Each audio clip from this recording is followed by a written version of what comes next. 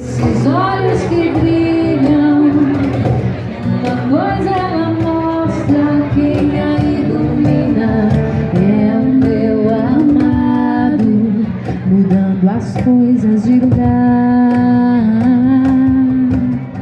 dentro de mim. E eu sou casa, lugar de Deus, Ele habita em mim.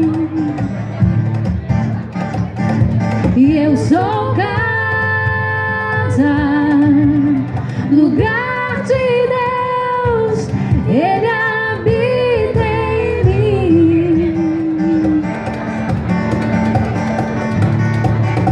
Deus preferiu essa carne, não quis os templos que eu posso construir com minhas mãos.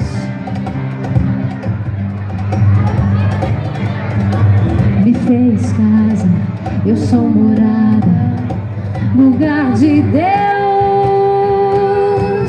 que não está lá fora, mas sim mora dentro de mim. Abre a porta, Ele entrou em casa.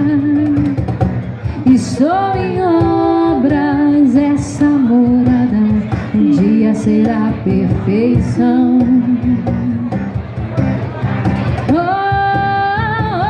E eu sou casa, lugar de Deus, Ele habita em mim.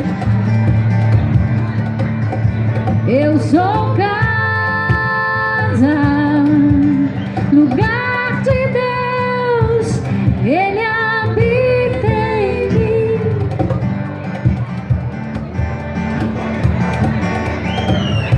Lá fora é frio, lá fora é medo, é alto de monte, deserto, vazio.